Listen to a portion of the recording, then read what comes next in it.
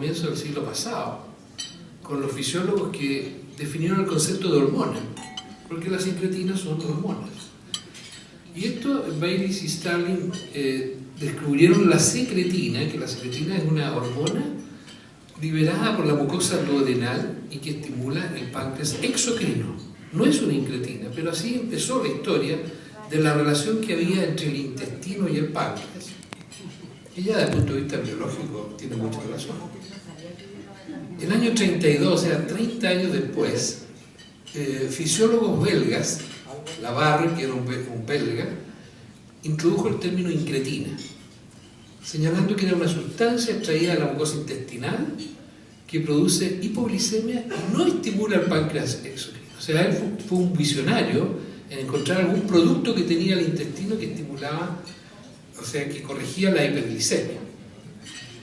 Posteriormente, fíjense ustedes, 30 años después, o sea, las cosas no se dieron porque entre medio se descubrió la insulina. Entonces la insulina acaparó mucho del desarrollo de investigación en este sentido, en la diabetes, etc. En el año 64, los investigadores ahí señalados muestran que la mayor secreción de insulina por la glucosa oral en relación a la glucosa endovenosa se debía fundamentalmente en un 50% a factores gastrointestinales. Eso lo demostraron en esa época. En el año 69 apareció un concepto desarrollado por Roger Unger. Roger Unger es un pionero del glucagón.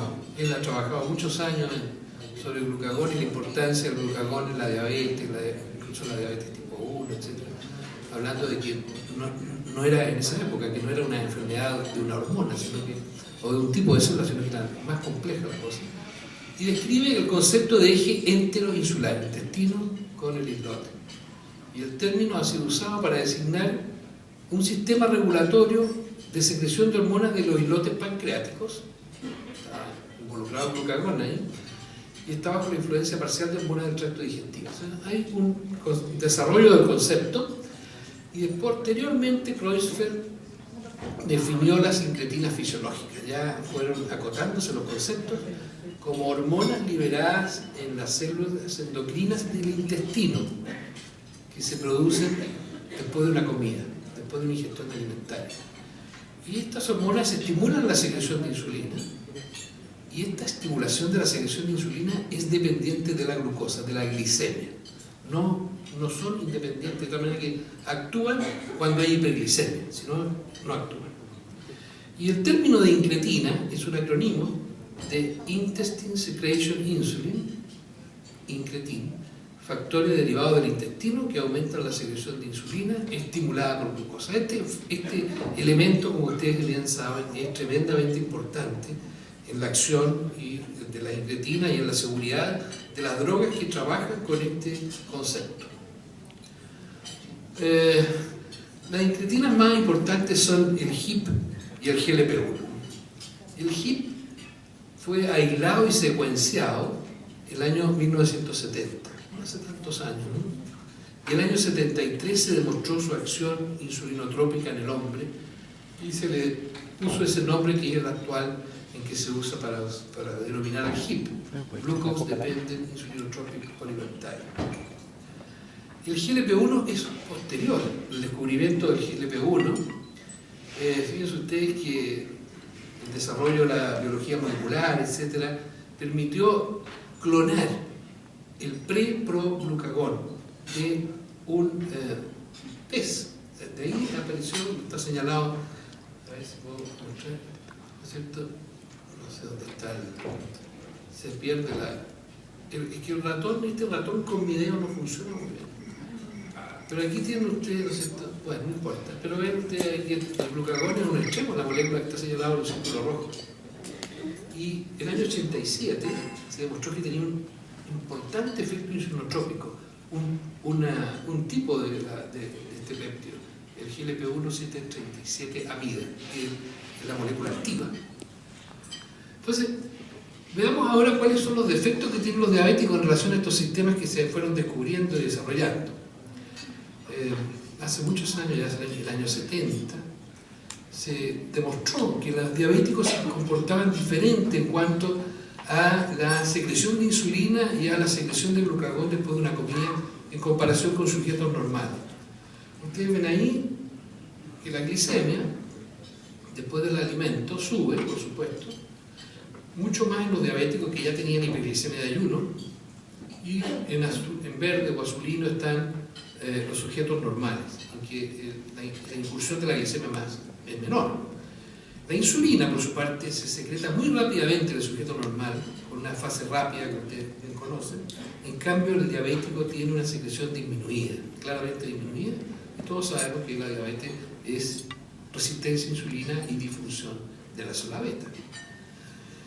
Y el glucagón, que ahora se le ha dado mucho más importancia que la que inicialmente destacó Unger hace años, se demostró, ¿no es cierto?, que el individuo sano era capaz de frenar su secreción de glucagón después de una comida. El glucagón es una importante hormona movilizadora de sustrato que tiene que ver con la producción hepática de glucosa. Y después de una comida, el sujeto normal frena el glucagón. En cambio, el diabético no lo frena. Por eso es que tiene un aumento, no solamente una alteración en la secreción de insulina, sino que además una mayor producción hepática de glucosa.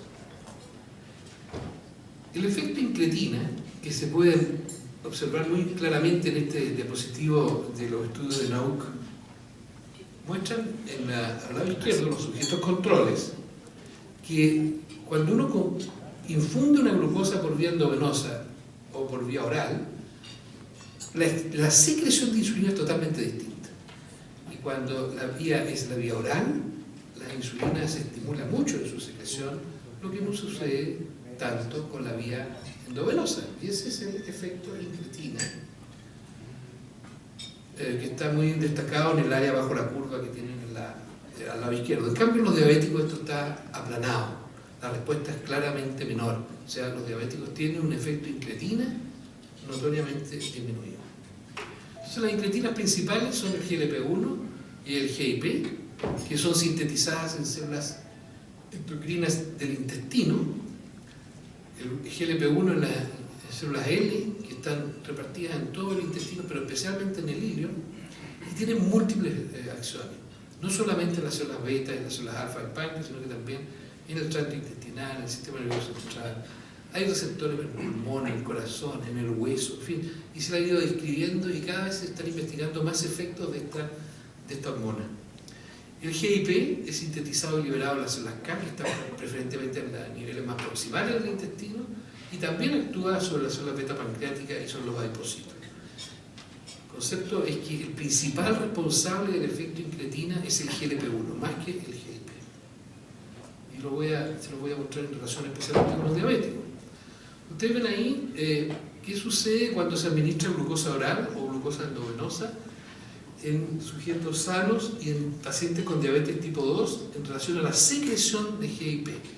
Ustedes ven ahí que al lado izquierdo los sujetos sanos elevan la secreción de GIP cuando la glucosa es oral, y los pacientes diabéticos también. O sea, no hay un gran deterioro en la secreción del GIP. En cambio sí lo hay con el GLP-1. Ahí sí que está demostrado estadísticamente significativo que el diabético tiene una menor secreción de GLP-1 después de una comida. De tal manera que el efecto fundamental va a estar en relación al GLP-1. Y este es un estudio interesante, publicado en el DCI en el año 93 de NAUC, que muestra cuál es el efecto de dosis bajas y altas de las dosis incretinas. Ustedes ven ahí, al lado izquierdo, son los sujetos normales. Yo no les puedo mostrar ahí porque quedó muy incómodo, pero aquí, espérate, déjame, no, aquí está. Ahí están los sujetos normales, en que están con un clamp hiperglicémico, ¿no es cierto? O sea, los sujetos están en hiperglicemia, y se le hace una infusión en este cuadradito gris claro de GIP o GLP-1 en dosis bajas o altas. Y ustedes ven que cuando se infunde GIP, que es la cuadradito naranja, la secreción de insulina, los niveles de insulinemia no suben mucho, en cambio sí suben mucho más cuando se administra el GLP-1. Y con los diabéticos también pasa lo mismo. O sea, lo que muestra, ¿no es cierto?, que el gran la incretina más importante que aumenta la secreción de insulina es el GLP-1. Bueno, las acciones de GLP-1, como les decía, van más allá de su efecto sobre las células beta.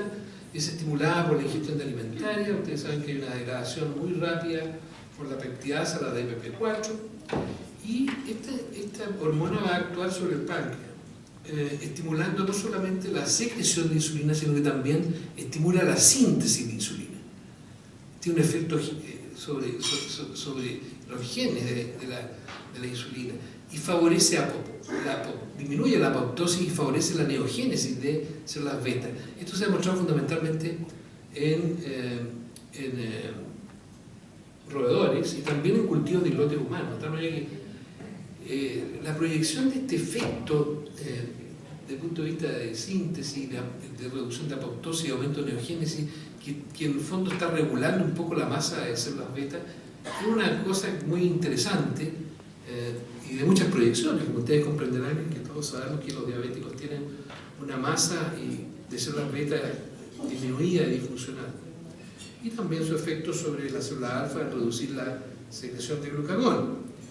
Y que este efecto, sobre todo en la regulación de la glicemia, y la secreción de insulina y la inhibición de glucagón, es dependiente de la glucosa, como está ahí señalado, porque cuando las glicemias tienden a la normalidad, después de la infusión de GLP-1, endovenosa por supuesto, va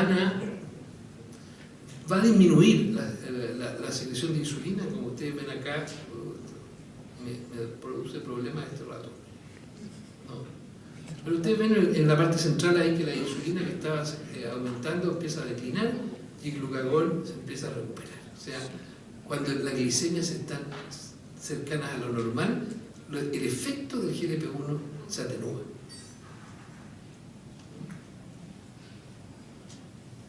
Sí, pero ¿qué hago con el puntero? Es que aquí, bueno, aquí puedo mostrarles pero aquí, ¿no es cierto?, tenemos que la secreción la concentración de insulina empieza a decaer cuando la glicemia está cerca de lo normal y el glucagón se recupera. Entonces, es dependiente de la glicemia, su efecto.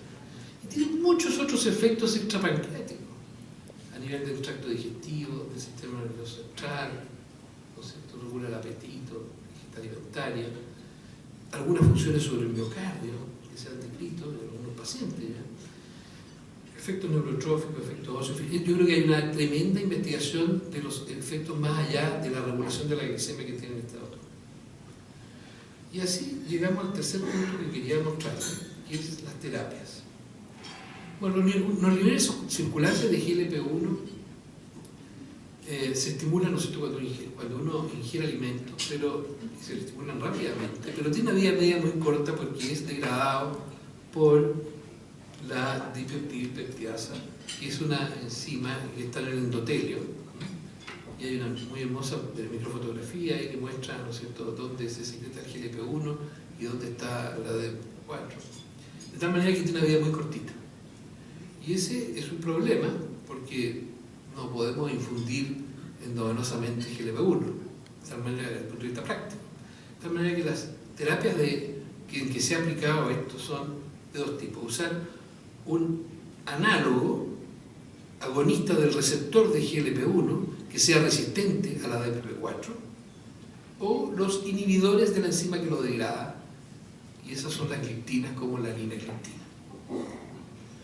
Los análogos péptidos con efecto GLP-1, que tienen todos sus efectos señalados.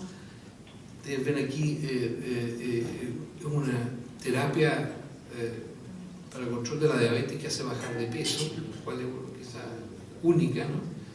Pero tiene algunos inconvenientes, como en nuestro medio su costo, que es bastante caro, y que es inyectable. Y que también se llegan a niveles suprafisiológicos también cuando se administran. Después les voy a mostrar algunos datos.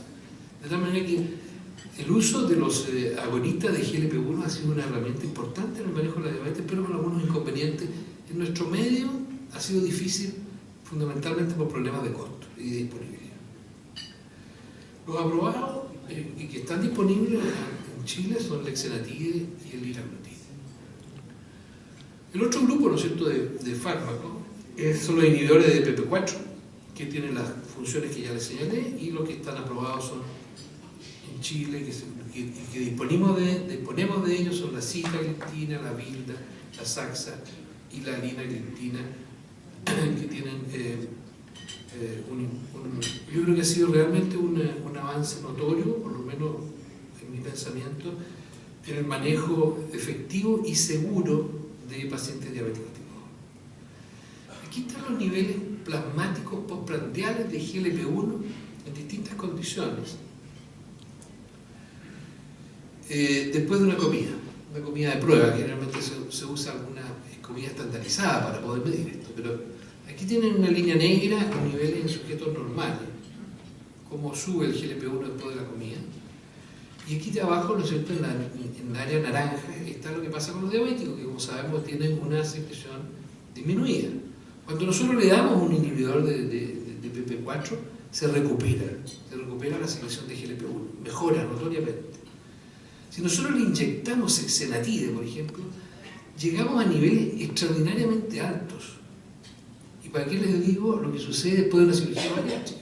O sea, la cirugía bariátrica tiene un impacto tremendo en el cambio de la incretina, pero a niveles suprafisiológicos, ¿no? Suprafisiológicos. En cambio, los inhibidores de PP4 en ese sentido tienen la ventaja de tener estímulos más fisiológicos, lo cual da un poco más de seguridad o tranquilidad en cuanto a una sobreestimulación de las células pancreáticas, que puede tener efecto. Ustedes saben que en el caso de la cirugía bariátrica se han descrito algunos casos de necidoblatosis, en fin, que se supone que es por una estimulación permanente y sostenida de la célula beta. Cada vez más uno se va dando cuenta de que las terapias en el manejo de los diabéticos tienen que ser complementarias, y eso yo creo que es una realidad. Nadie duda que el diabético recién diagnosticado, siendo que la resistencia a la insulina es un fenómeno casi universal, debiera recibir un insulinosensibilizador como la metformina, droga segura, conocida por más de 50 años, barata, etc. Pero muchas veces la metformina es insuficiente para controlar a un diabético y lograr las metas que se propongan, individualizadas, ¿sí? O cuando el paciente está muy descompensado desde el inicio, uno puede pensar en una terapia combinada inicial. Parece bastante lógica, a uno le hace sentido. La enfermedad no es solo resistencia a la insulina, sino que también hay disfunción de célula beta, y uno debería usar algún fármaco que nos ayudara en ese sentido. De tal manera que las terapias combinadas cada vez se van a hacer más frecuentes. Cuando uno combina terapia, uno de los riesgos que corre es que disminuya la adherencia, porque empieza a agregar más fármacos. Y la falta de adherencia en el tratamiento de patologías crónicas como la diabetes tipo 2 es un problema mayor. Todos los que vemos pacientes sabemos que se discontinúan los tratamientos, etc. De tal manera que, ahora, tratando de analizar por qué, aquí yo les traje un dato de Now, una publicación que analiza varios datos en relación a la falta de adherencia. Hay cosas que dependen del paciente, pero no le echemos solamente la culpa al paciente. Hay cosas que dependen del equipo tratante, hay cosas que dependen de los proveedores, que haya disponibilidad de los medicamentos, y hay problemas con los tratamientos mismos en cuanto a complejidad. El paciente tiene aversión a los tratamientos inyectables, no le gusta, bueno, es natural, y uno tiene que convencerlo, sobre todo cuando uno no le explica mucho. Por lo tanto, que la parte de educación es re importante, decirle por qué y para qué uno puede indicar una insulina en un momento dado, y un tratamiento inyectable. El otro problema son los costos, que también son relevantes. Y también los pacientes refieren, ¿no es cierto?, cierta aversión si tienen alguna complicación del tratamiento, hipoglicemia, todo. No me dé esto, yo me siento muy mal cuando usted me da esto, o cuando suben de peso, o cuando hay algunas molestias gastrointestinales o retención hídrica, y ustedes podrán reconocer algunas drogas que usamos mucho y que tienen estos efectos adversos. Como me dice mi amigo el doctor Grant, todas las drogas son efectivas, en medida, un poco más, un poco menos, pero todas efectivas. pero tienen efectos adversos diferentes, y ahí hay que hincarle el diente. En cuanto a la complejidad de los tratamientos, la polifarmacia y la múltiple píldora es algo muy relevante. Los pacientes diabéticos son hipertensos, hay que darle tratamiento antihipertensivo, y curiosamente, o sea, es raro que un paciente diabético esté con un antihipertensivo, está con combinaciones de antihipertensivos. Y la lista de medicamentos se empieza a alargar y son dislipidémicos, entonces vamos agregando.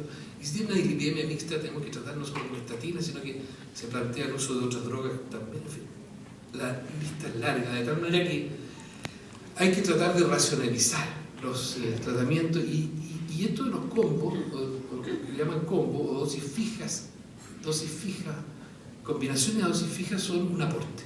Yo creo que son un aporte real. Cuando uno tiene que dar varias drogas, es poder dar algunas que vengan combinadas.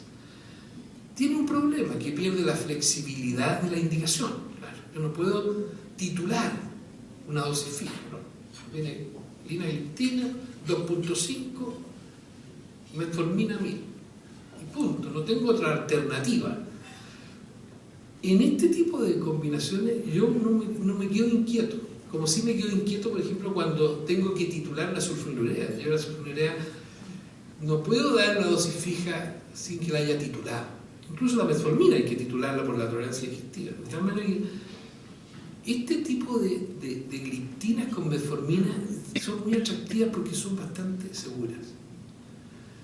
Adherencia y frecuencia de dosis. Ustedes a mano izquierda ya tienen la adherencia óptima. Si se toman una píldora, toman 2, toman 3, va disminuyendo la adherencia. Por supuesto que de forma inversa la hemoglobina glicosilada va empeorando a medida que se toman más píldoras, porque se pierde la adherencia, y la adherencia a los antidiabéticos orales influye sobre la hemoglobina glicosilada. Si hay más adherencia, hay mejor hemoglobina glicosilada. Nadie ha demostrado que esto vaya o haya mejorado el pronóstico de los endpoints duros de prevención de complicaciones, pero por ahí va, digamos, y hace sentido. De tal manera que yo creo que esta posibilidad que se plantea hoy día es un aporte real. Ok, muchas gracias.